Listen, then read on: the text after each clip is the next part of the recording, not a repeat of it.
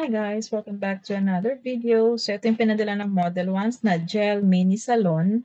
So tinanong nila ako kung anong kulay or kit yung gusto ko. So ito yung pinili ko. So ito yung mga kasama niya.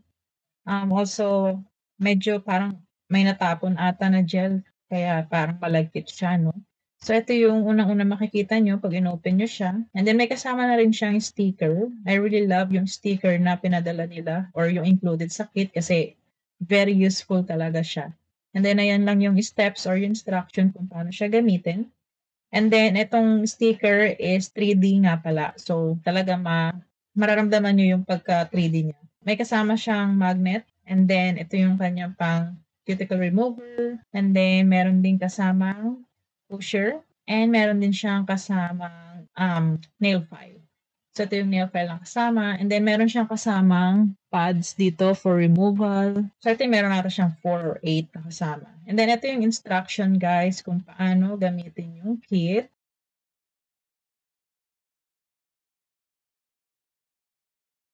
And then, ito naman yung kanyang UV LED nail lamp. So, ito yung mga usual lang or mga common na nail lamp na makikita nyo sa mga kit. So, ayan. Hindi ako fan ng ganitong mga lamp.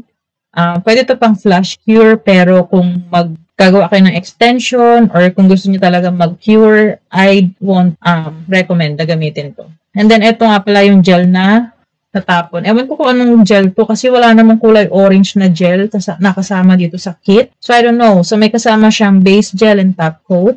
And then, meron siyang kasamang magnetic or cat's eye na gel. So, ayan siya. As you can see, maganda yung pagka-magnetic niya. Talagang kitang-kita. Anong tawag doon? Parang strong yung pagka-magnetic kineme niya, Kimberlush, ganun. So, ayan siya. So, ito yung Moonstone Illusion. Tapos, Amethyst Fantasia. Ayan siya. Para siyang mga syrup, kinda. Then, meron tayong Fluorite Kineme dyan. So, ayan siya. So, sobrang jelly lang niya. And then, Quartzo Rose. Maganda rin to. Actually, lahat ng shade maganda. Yun nga lang, talagang kailangan nyo mag-apply ng mga 3 to 4 coats. Para lang, alam mo yun, para maging opaque siya. So, dito guys, ginagawa ko lang yung nails ng aking daughter. Na, as you can see, sobrang damage ng nails niya kasi since balik na sila sa school, nagpalagay siya ng extension tapos nag-join siya sa sports. So, ang nangyari, natatamaan yung kuko niya. So, we decided na i-cut yung extension niya tapos iwanan na lang kung ano yung doon. And then, ang nangyari is, pinik niya or tinanggal niya forcefully yung extension. Kaya ganyan. So, ngayon, ang gagawin ko is ayusin ko yung kuko niya. Perfect timing sa pagpapadala ng Model Ones. So, ayan. Ginagawa ko lang yung nail prep dito. As you can see, gumamit lang ako ng small bit na, yung ball bit. Yung super small lang talaga. Kasi sobrang maliit yung daliri niya, guys. Maliit yung kuko niya. Ganyan. So, ayan. Linisin ko lang lahat yan.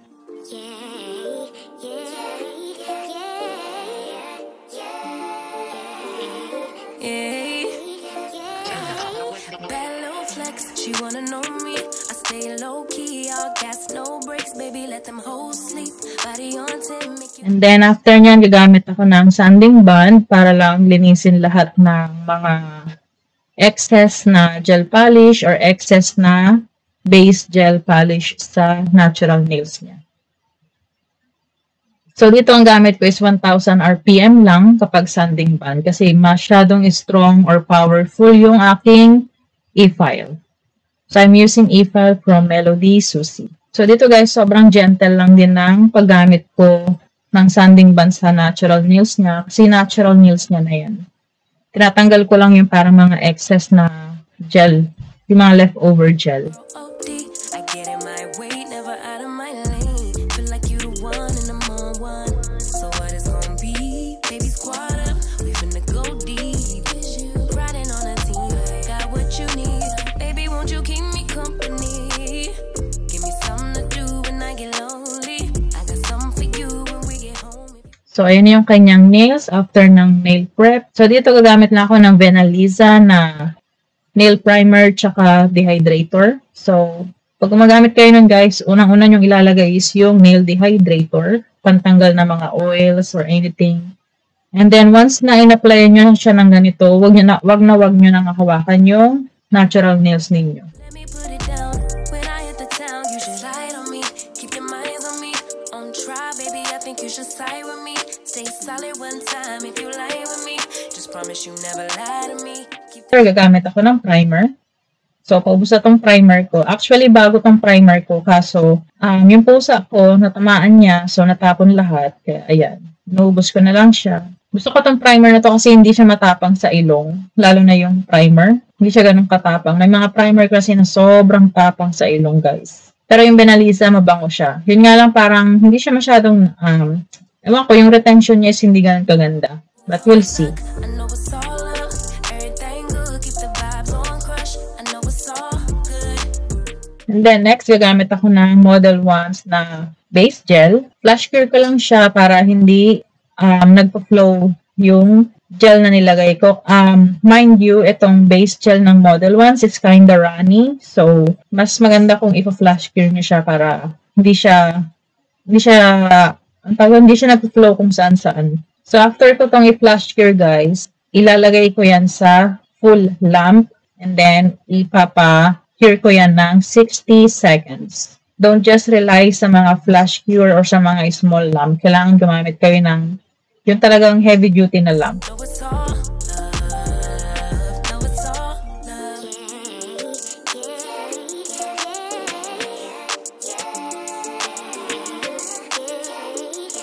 I've been feeling like I'm feeling like Para idikit kanyang extension, itatry kong gamitin tong base gel ng Model Ones. We'll see kung maglalash siya. man. Lately, can't nobody do it like I can. Daily, baddest in the lattice in the land. Body turn your nigga to a fanny up, fanny up. I made it where I'm at on my own. Had a couple blocks in the road, but I get to the bag on the low. I be counting stacks while they grow, yeah, you know me. Baby, won't you keep me company? Give me something to do when I get lonely. I got something for you when we get home. If you let me put it down. Guys, kung mapapansin nyo, inulit ko kasi hindi enough yung gel na nilagay ko. And kapag naglalagay kayo ng extension, make sure na hindi nyo masyadong pinupush down. So, after ko malagay lahat yan, pina-flash cure ko lang muna siya ng aking, natawag ito parang gooseneck na lamp. So, etong lamp na to is from Sabiland. Iwan ko yung link guys ng mga ginamit ko ha. Lahat to sa Amazon. Paglalagay ng extension, if-full cure ko yan ng 60 seconds.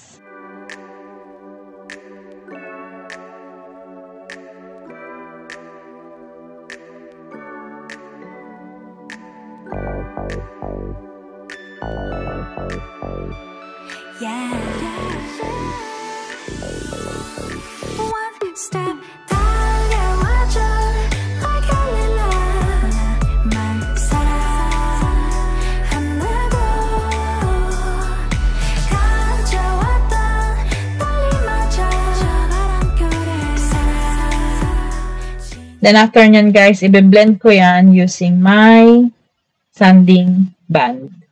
And as you can see, yung aking right hand, kung mapapansin nyo, naka-ready na yan for bagong set.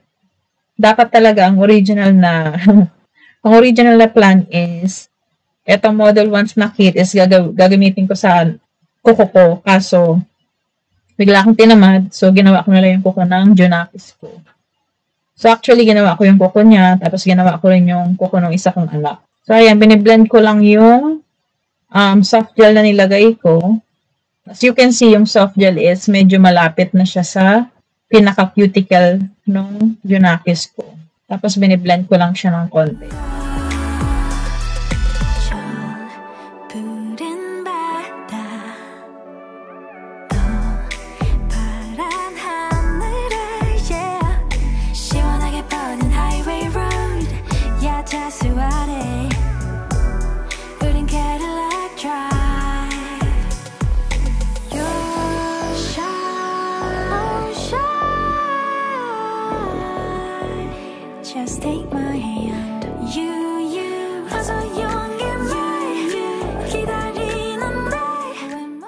So, ayan na siya, guys. And then, after nyan, ready na kami for gel polish. So, ito yung gagamitin ko.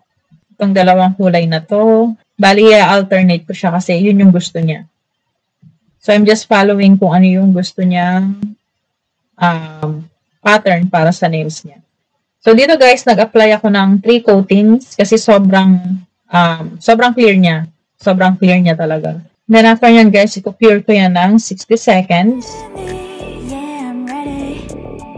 One step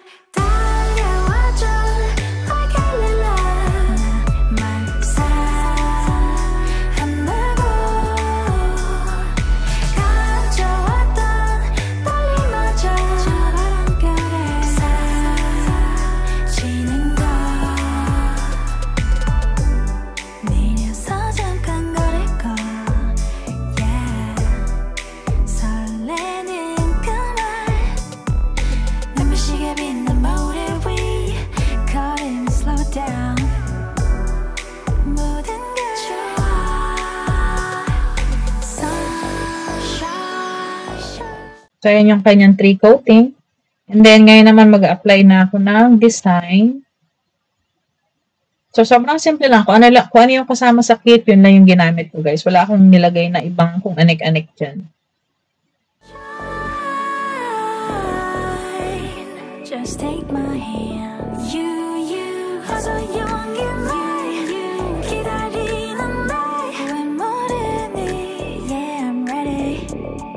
One step 달려와줘 like a Then, after ng design, guys, ayan, lagyan ko lang siya ng top coat. So, make sure i-seal nyo rin yung pinaka-free edge at saka yung sa pinaka-sidewall niya para hindi na-chip yung polish ninyo.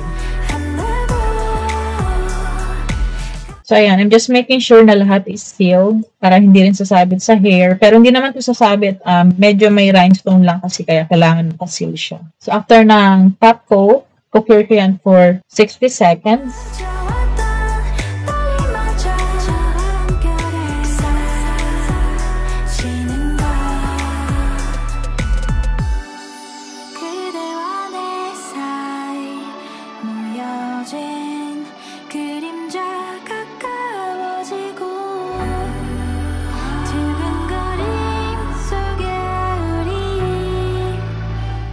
And also, kung hindi pa kayo nakaka-subscribe, guys, please do subscribe and follow for more videos. And then, ito na ang kanyang finished look. So, as you can see, sobrang simple lang and sobrang okay na okay siya for school. So, right now, nasa 7th grade na siya. So, ayan ang kanyang nails. Please follow Model 1 sa kanilang website. And kung gusto nyong itry itong kanilang gel nail salon, you can go ahead and visit their website or sa kanilang Amazon. Thank you so much for watching. I hope you guys enjoyed this video. Have a good one. Bye!